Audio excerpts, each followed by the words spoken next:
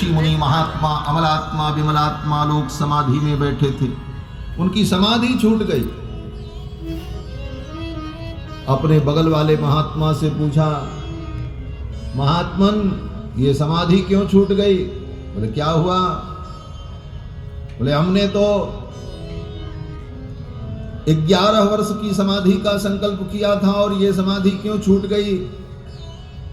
तो जो वृद्ध महात्मा थे उन वृद्ध महात्माओं ने कहा, समाधि का फल क्या है? बोले समाधि का फल है यम नियम आसन प्राणायाम प्रत्याहार धारणा ध्यान समाधि, जो अष्टांग योग है।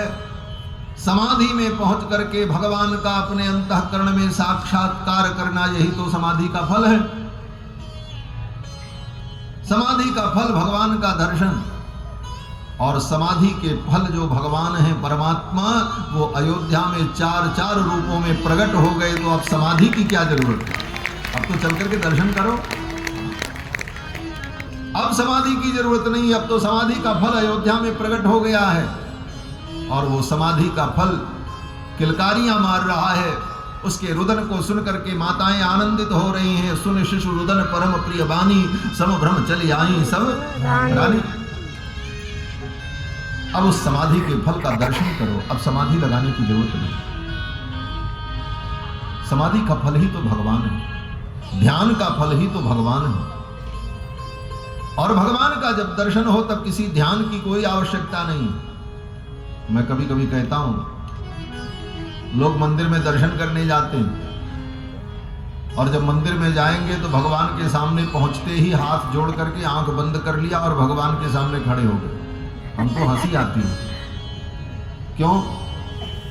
बोले जिसका दर्शन करने आए, जब उसके सामने पहुंचे तो आंख बंद कर लिया। बोले महाराज ध्यान कर रहे हैं। बोले अब क्या ध्यान कर रहे हो? ध्यान में जिसको देखा जाता है, अगर ध्यान करने की तुम्हारी इतनी ही क्षमता होती कि आंख बंद कर लेने से तुम्हारे हृदय में भगवान का दर्शन होने लगता, तो घर में भी तुम कर सकते थे, फिर मंदिर आने की जरूरत क्या थी?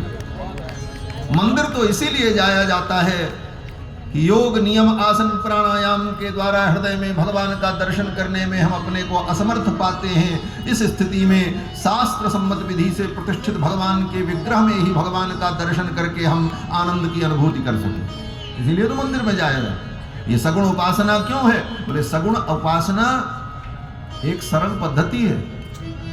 उस कठिन मार्ग से आप भगवान का दर्शन नहीं कर सकते, तो सरल मार्ग से दर्शन करो।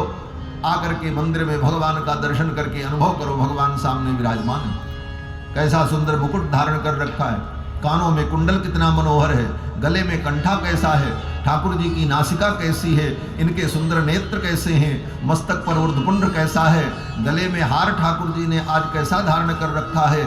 इस प्रकार भगवान के एक एक अंग का दर्शन करके आनंद का अनुभव करना, ये दर्शन की विधि है। और मंदिर में आए तो आंख बंद कर ली, खड़े हो गए। हमारे स्वामी जी तो कहते थे, महाराज मंदिर में दर्शन करने के लिए चले, रास्ते में सड़क देखा, दुकान देखी, लोगों को देखा, कचरा देखा, गंदगी देखी, और जिसको देखने के लिए मंदिर में आए वहां आंख बंद कर लिया। क्या मतलब हुआ भाई? वहां आए तो आंख खोल करके देखो जिनके लिए तुम आए हो। तो ध्यान की ये सहज विधि है, मंदिर में आकर के भगवान के स्वरूप का दर्शन करना, और खूब भरपेट अपने आंखों से ठाकुर को निहारने के बाद जब लौटने लगो तब आंखें एक बार बंद करके ये भाव करो कि जिनको देखा है इनको अपने हृदय में लेकर के अब अपने घर चलेंगे। ये भाव हो, ये ध्यान की विधि है। तो महात्माओं ने कहा जो समाधि का फल है वो तो अयोध्या में प्रकट हो गया, अब समाधि लगाने की क्या जरूरत है? अब तो चल करके उनका दर्शन करो। अब तो बड़े बड़े ऋषि मुनि अमलात्मा महात्मा लोग चल पड़े अयोध्या की ओर। दूर दूर की स्त्रियों ने देखा, दूर दूर की स्त्रियों ने सुना, अयोध्या में दशरथ जी के घर बालक प्रकट हुआ है, तो वो भी बधाई देने के लिए चल पड़ी। महाराज वृंद वृंद मिली चली लुगाई, वृंद वृंद मिली चली लुगाई, वृंद वृंद मिली चली लुगाई, सहज सिंगार दिए उठ धाई, सहज सिंगार दिए उठ धाई।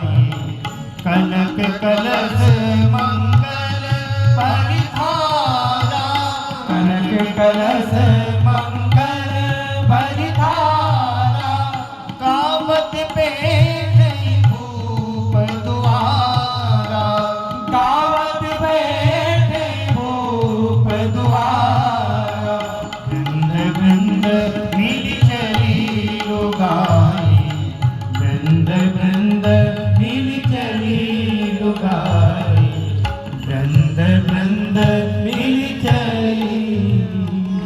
समूह में बधूटियां बधाई देने के लिए श्री दशरथ जी के महल की ओर चल पड़ी और आकर के सभी ने बधाई दिया, कौशल्या रानी आपका लाला चिरंजीवी हो। महाराज दशरथ ने उन साहब को बहुमान दिया, उपहार दिया, भेंट किया और दशरथ जी महाराज के द्वार पर खूब उत्सव हुआ और ये उत्सव कई दिनों तक चलता रहा। कई दिनों का मतलब वो एक ही दिन कई दिन के बराबर हो गए। गोस्वामी जी महाराज कहते हैं, मास दिवस कर दिवस भा मरम न जाना होय, रथ समेत रवि था केऊ निशा कवन विधि हो। सूर्य भगवान ने देखा मेरे कुल में भगवान प्रकट हुए हैं, मैं भी उत्सव का दर्शन करूं। सूर्य भगवान रुक गए और उनका मन मगन हो गया। परिणाम क्या हुआ? बोले रुक करके खड़े रहे और 1 महीना तक सूर्य भगवान रुके रह गए, आगे बढ़े। 1 महीने तक सूर्य भगवान जब आगे नहीं बढ़े तो 1 महीने का 1 दिन हो गया। मास दिवस कर दिवस भा, क्यों? बोले सूर्य भगवान जब आगे जाएं तो दिन बदले। सूर्य भगवान से ही तो दिन बदलता है, घड़ी से थोड़ी दिन बदलता है। आजकल लोग घड़ी से दिन बदलते हैं। क्यों? बोले रात के 12 बज गए, बोले दूसरा दिन हो गया। तुम्हारे 12 बजने से दूसरा दिन कहाँ से हो जाए? ये अंग्रेजी पद्धति में रात के 12 बजे के बाद दूसरा दिन होता है। हमारे सनातन धर्म में जब तक सूर्योदय न हो तब तक पहला ही दिन माना जाता है। सूर्य भगवान के आने पर ही दूसरा दिन होगा। इसीलिए सूर्य भगवान का नाम है दिवाकर। दिवाकर माने दिन को करने वाले, दिनकर। दिनकर माने जो दिन को करेंगे। दिनकर आए नहीं तो दिन हुआ कहाँ? तो सूर्य भगवान से दिन का परिवर्तन होता है। वो रात्रि के 12 बज गए तो दूसरा दिन हो जाएगा, ऐसा नहीं है। दिन तो सूर्य भगवान के आने पर ही होता है। तो सूर्य भगवान जब रुके रह गए तो 1 महीने का दिन हो गया। मास दिवस कर दिवस भा मरम न जाना। सूर्य भगवान रुके रह गए। चंद्रमा को मौका ही नहीं मिला कि भगवान श्री राम के जन्म महोत्सव का दर्शन कर सके। क्यों? बोले सूर्य भगवान जाएं तब चंद्रमा का नंबर लगे, सूर्यास्त हो तब चंद्रमा का उदय हो। चंद्रमा को मौका ही नहीं लगा। चंद्रमा बेचारे रो रहे थे पीछे खड़े। ये बैरियर हटे तो हम आगे बढ़े, उनकी गाड़ी नहीं बढ़ रही थी। भगवान सूर्य मानो बैरियर बन करके खड़े। चंद्रमा को बड़ा दुख हुआ। चंद्रमा ने भगवान से कहा, प्रभु सूर्य भगवान ने हमको दर्शन का मौका नहीं दिया, मुझे बहुत वेदना है, मैं बहुत दुखी हूँ। भगवान ने कहा, चिंता मत करो, तुम्हारे दुख का मैं निराकरण करता हूँ।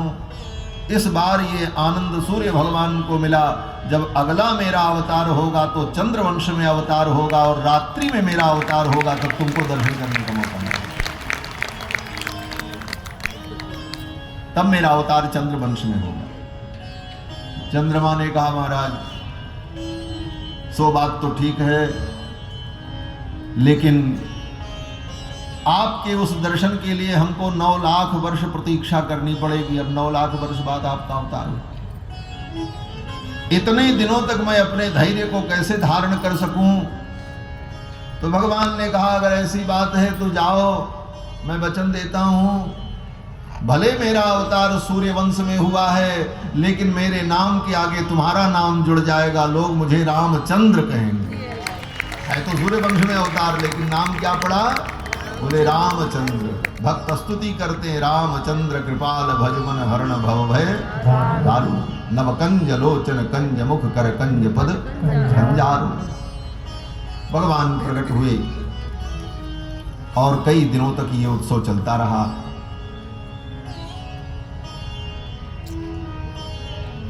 श्री महर्षि वाल्मीकि कहते हैं कि प्रदेयाश्च ददौ राजा